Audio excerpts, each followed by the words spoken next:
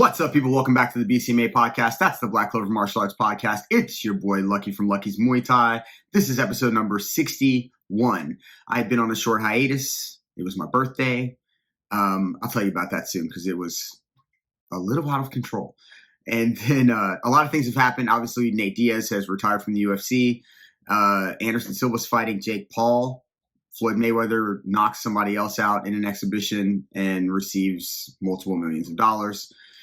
But the biggest thing I think for me over the last couple of weeks, besides the Nate Diaz leaving the UFC, was ADCC came, which is like, if you don't know, people will describe it often as like the Super Bowl of jiu-jitsu because they allow wrestling, slams, everything else. And all the top competitors go to it. They're usually by invite. So that happened. And I guess I have some thoughts about that. But first, if you like the show, tap the like, hit the subscribe button, tell a friend, leave a comment to help the algorithm. If you have not seen, I've also dropped more technique videos and training videos. So make sure you go check those out. And you can do those with a friend on a bag. Hopefully somebody's got some pads around. You can really do the work. If you want to stop by the gym and do it in person, hit us up at www.luckysmt.com. You can hit me directly at Lucky's Muay Thai. Don't be a weirdo. Not that I get any weirdos, but don't be the first. We also have Jiu-Jitsu by Roberto Carrero. You can hit him up at Carrero BJJ on Instagram. And drop us a line, www.luckysmt.com. Get a free trial class. See if you like it. And if you like it, we will set you on your journey to learn some Muay Thai, get in shape, self-defense, all of those wonderful things. Looking forward to meeting you. Drop me a line. All right, so it was my birthday. I turned the big 5-0. Should I do it this way? I don't know which way you're looking at me. Anyway, I got really sick. Now, I wasn't sure it was like COVID or anything. I didn't feel crazy terrible, a little cold, whatever it was. And I stayed away from work for a couple of days, and it was like Wednesday to Thursday, which was my birthday. So I slept through my entire birthday. I don't know if I answered even any calls or text messages. I was just sleeping. And then my gal got sick too. So right after that, she was a mess because she was sick. And I felt pretty good after a day and a half. And she said that there are surprises. Turns out the surprises were people were flying in town to make my 50th birthday an amazing freaking birthday. So my mom was coming from Phoenix. My sister was coming from St. Louis. My best friend was coming from Texas. They did not come because my gal then tested positive for COVID, which she immediately got the Paxlovid and was like, it rocked her right out. So that's good. But my mom and my sister did come. They had a surprise party set up for me and the whole thing. So 8 shots later at the Airbnb, that's the last sort of thing I remember is about at least how many shots I had taken.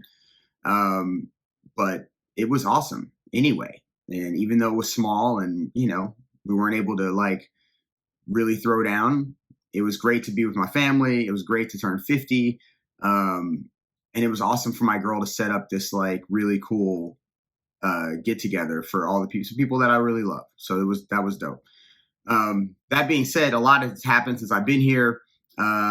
Nate Diaz retired from the UFC, or at least finished his contract off, which is an amazing feat on its own. He actually was able to escape. Not many people get out alive. They did try to take him out, though, with Chimaev and this whole thing, but Chimaev missed weight, as everybody knows, by like 8 pounds. So they moved the fights around. Nate Diaz versus Tony Ferguson is probably a fight that we would have liked to have seen 7, 8 years ago. 5 years ago, but it was still a great fight. Nate, in true Nate fashion, hits the guillotine as Tony goes to take him down after he popped Tony a few times. So Tony actually looked pretty good, to be honest. And Nate with the guillotine and the muscle flex ends his career with the UFC, at least for now. Claims he's going to go take over another sport, which everybody's assuming is boxing. Who knows, man? The guy may fucking go bull. I don't know. Or maybe it's triathlon. Maybe he might try to fucking kill the triathlon world. I don't know.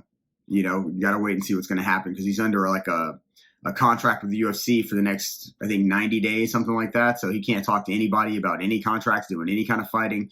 And they get opportunity to match him for over a year or something like that. So for like a year. Anyway, we'll see what happens next. But Nate Diaz is by far one of the best attractions to the UFC, since he joined, which came on The Ultimate Fighter. He won The Ultimate Fighter and then went on to just be a showman, be a fighter, be real about everything, as real as he could be, and show up and do the work. And regardless of what everybody else might have thought and about the way he speaks or his persona or his brother, whatever the case may be, this guy made a huge impact on the sport of MMA and a huge impact even on the sport of jiu-jitsu. I think people really don't give them enough credit in the places where I think the credit's deserved. I think the credit's deserved for them being on the mats all the time, from opening their own jiu-jitsu school. That when I say that I mean him and his brother, Nick, and providing jiu-jitsu in a place, Stockton, man. It's not the most glamorous fucking place in the world. And yes, they fucking can go live wherever they want to now, but they really put sort of a small place that they came up in on a map where everybody kind of knows it. They call it slap when he slaps people, or the Stockton slap. Like, everybody kind of knows it. And I think it was it's a 209. Isn't that like the same time he finished the choke on Tony Ferguson? Something crazy like that. So, salute to Nate Diaz. Thanks for all the entertainment. Obviously, there may be more to come in the future. So I'm looking forward to that. Speaking of entertainment, our boy Floyd Mayweather just fought another exhibition and knocked the guy out in the second round. Here's the thing. If it's going to be an exhibition, it should just be an exhibition. But if people are going to get knocked out, I don't know, man. I don't know. I'm not going to go crazy hard on one of the best fighters, if not the best fighter of all time. But it seems to me when he does his exhibition, guys tend to like to try to tee off a little bit. And it never turns out good. Like, it just doesn't turn out well. I don't know what these fights are. They're not exhibitions as you know them. And he's making millions of dollars doing them. It is definitely Mikuru Asukaru. TKO'd within 2 rounds. Make the money. He figured out a freaking cheat code.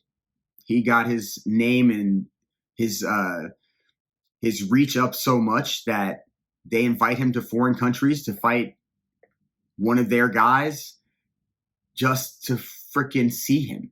Just to see him. So, I guess salute to Floyd with the cheat code, because these are guys out here really hustling and, trying to fucking make anything happen in the fight world. And this dude is overcome the fight world and is now doing it for fun and still making more money than many of the guys out here really hustling and trying to make a living off of fighting. It's nuts what he's done, to be quite honest. Which brings me to this. Anderson Silva versus Jake Paul. I don't know. I like Anderson in this fight, but I also understand that, Jake Paul's a young, strong guy. Anderson's an old, strong guy, definitely more skilled. But I just don't know. I'd like to see Anderson win. I guess Jake Paul is now fighting a fighter. Like, this is nonsense, though. Let's be honest. He's not fighting guys his age that are in the same position, meaning the same position in boxing. Around the same amount of fights, around the same kind of like value, like money value, no, but like, what are we doing? Is he just doing exhibitions? Because they shouldn't be considered like high-level pro fights. I guess this one is to some extent. But, geez, man, you keep calling out boxing. I guess he's trying to build boxing from working. I don't know. I don't know what to call it. I just hope he ends up fighting somebody at some point that's his age and his range and his, that's a nice matchup for a fight so that we can really see something for his sake, for our sake. Because now we're just stuck in this sort of like go round of, who's he going to pick next? And if they're better than he thinks, is he going to back out? Are they going to back out? Like, what are we doing with all this stuff, man? Is it just exhibition? Are you really growing boxing? Because to me, I think his biggest thing he's done is help Amanda Serrano become more of a name and get paid, which, potentially could help more women get paid more. But as far as himself boxing, I don't know what the end goal is or what the deal is, man. I don't see you out here fighting these young dudes, and I guess you're getting more eyes on box. I don't know what, but make your money, do what you're doing. But every time you claim like you're a boxer, I always have to say, man, I need to see you with some guys your age that are hungry to take what you got, because that's where the challenges come, the real challenges. I always tell the guys when I'm coaching them that, that as good as you think you are and as hungry as you think you are, there's that guy you fight across the ring or across the cage or whatever the case may be. He is going to feel the exact same way. So you cannot go in there, with this false sense of security. You have to understand the dangers. And I think he does understand the dangers to some extent, but he's always given, the benefit of the contracts, whatever those benefits may be, whether it's weight, whether it's hydration, whether it's, date, time, whatever the case, puts a lot of pressure on the person who's already too small, too old. I don't know, but I hope Anderson does well. Jake is, for sure cannot make a bunch of mistakes in this fight. He will definitely pay for those. But who knows, man? He might walk out there and just sling bombs the whole time. And I don't know. I guess we'll see. Last but not least, ADCC was just last week. And, let's look it up a little bit. Because what I think I enjoy is obviously the action-packed, craziness of ADCC with all the big takedowns and slams and whatever else is going on. But there's other things that's like kind of, I don't know, man. The amount of steroid use is pretty epic, I think. Before I get into that, though, I just got to say the Rotolo brothers are so fucking exciting. The way that they attack, the way that they move, even their ability to come back late and hit submissions is really the jiu-jitsu that I like a lot. I do like some pressure, slow burn jiu-jitsu where you're really working a dude over to get to this, pressuring him to give up a submission. But I definitely enjoy the athleticism, the creativity of the brothers, because they're both super creative. And I really enjoy that. That's the jiu-jitsu that I love. Cade and Ty Rotolo, right? So everybody fought amazing fights. I enjoyed all of it, as many of the matches as I could catch. And then you have Gordon Ryan versus Andre Galvo as the super fight. Gordon Ryan pretty much burned through everybody. I have a thing about understanding, like, when you're seeing greatness and whether or not the other people are really attempting to fight back. They used to say about Michael Jordan that the other team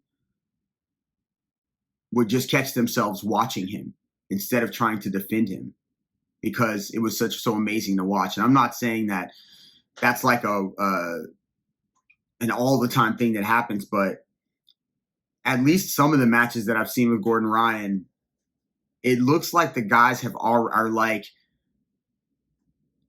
understanding that he's so good that they don't attempt to even fight back, really go for it. And that's the thing that I kind of get disappointed about. Now, I'm not saying he isn't great. I'm saying that there are moments where the person's already defeated before they really start going.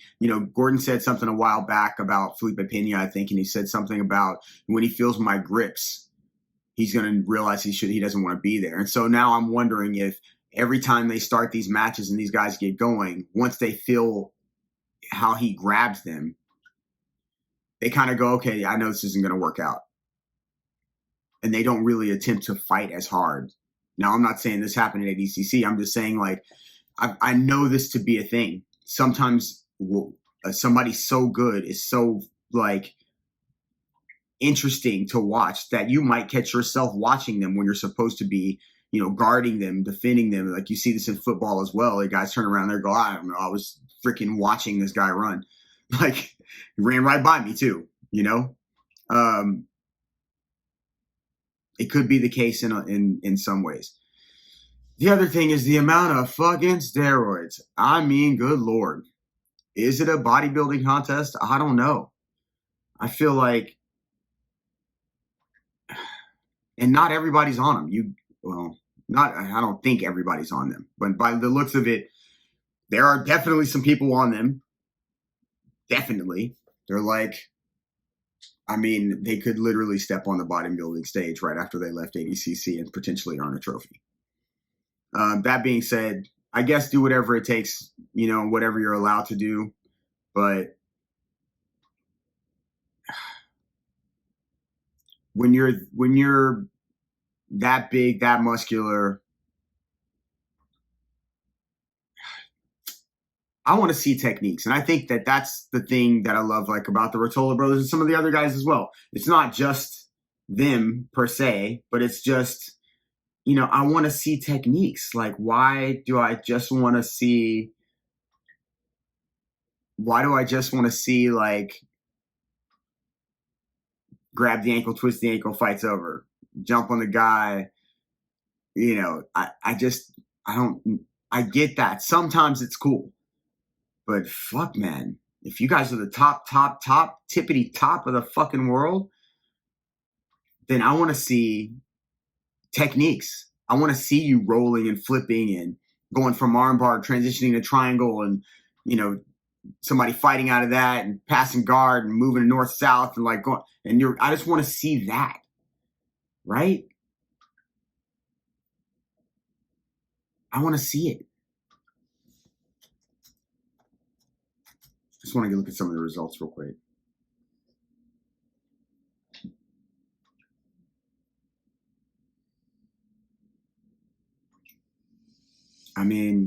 It's an amazing event. But again, what does this do for jiu-jitsu? I don't know, because it's still not mainstream, and they spend a lot of money on this. So they say, $1 million production, this and that. I want to know if it helped jiu-jitsu grow, because IBJJF is still sort of the staple of at least gi. There's many tournaments around, big name tournaments too. Polaris is still around, EBI. How does this thing grow? Does the production, to me, look better? I heard, obviously they had some problems, but I want to know if it helped. Do other people want to watch jiu-jitsu now because of it? I think the major issue is, like, you got to have a star and you got to be able to tell the story. I think we've seen some of that over the last couple of years, but I don't know how you reach the masses. I'm not sure, MMA is huge. And if all the people in MMA that watched MMA or watched UFC, watched, Bellator and won, if all those people watched jiu-jitsu tournaments, it could probably be pretty big. But most of those people are not real fans of martial arts necessarily. They like that particular thing. They like MMA. I've even noticed it just in the city that we live in, Miami, that the majority of places only really do well if they have an MMA program as far as gyms, martial arts gyms go. Obviously, there's kids' taekwondo classes and that kind of thing, but overall, pretty difficult to get going unless you have a real MMA program. And like, just because you have an MMA program doesn't mean that those people are completely interested in jiu-jitsu. A lot of times guys are just interested in watching head kicks and, quick knockouts and quick chokes, and they don't want to go through. It's easier for a person to go, man, I'm into that. I'm going to go join a gym, or I'm into that. I'm going to watch this event and it'd be boxing or some sort of striking than to watch a jiu-jitsu event, because they don't really understand the rules, and the rules change from organization to organization. So I don't know if jiu-jitsu is going to grow in the way that it should. Could ADCC sort of be the beginning, this last one, of sort of like the growth? It could be, but there were a lot of issues behind the scenes, which there are sometimes. But for me personally, I enjoyed watching most of the matches. I didn't understand the point structure because some people were getting points, some people weren't. There was a lot of confusion with that. But ultimately, Gordon Ryan did what everybody thought he was going to do. The Ruotolo brothers were amazing this time around, and it was just a fantastic event to watch as a spectator that likes jiu-jitsu. I'm an older guy, right? 50 years old. I like watching jiu-jitsu. To me, this has been one of the most exciting events that I've watched. So, onward and upward, I guess. Jiu-jitsu could be big, or at least could be bigger. So I guess we'll see what happens in the future. That's it for me. This was episode number 61. If you like the show, tap the like, hit the subscribe button, tell a friend, hit the notifications, write a comment. If you want to stop by the gym, hit me up, www.luckysmt.com, or at Lucky's Muay Thai directly on Instagram. Yeah, I turned 50. I'll still take birthday messages if you want to send any. All right? I'm listening. Drop a comment below. I love y'all. Don't forget to check out the technique videos so that you can have some stuff to practice if you're not able to make it to my gym. I love y'all. I'm out. Peace. Yo, go check out BJJ Goons.